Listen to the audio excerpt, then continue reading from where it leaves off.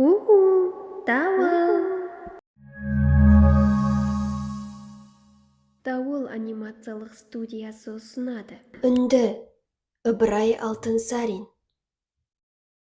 Үнді елінің бір адамы саяхаттап, үйіне қайтып келсе, кептіру үшін ағашқа іліп қойған еті жоқ екен.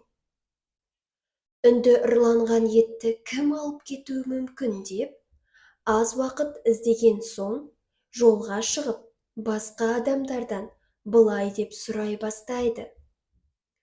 Бойы ұзын емес, қолында көп еті бар, жанында кішкентай иті бар, бір қарт адамды көрдіңіз бе деп. Бұлай сипатталған адамды бәрі көрген екен. Сөйтіп, ауыл адамдары үнді айтқан белгілер бойынша ұрыны тауып алыпты.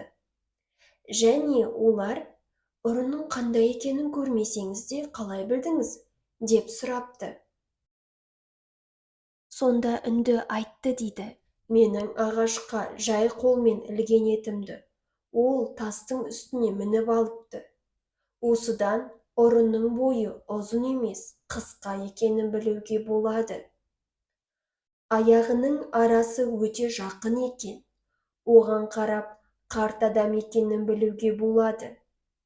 Ұрының қасында иті бар екенін, және ит бір жерде отырғанын да құмға түскен ізінен білуге болады, депті.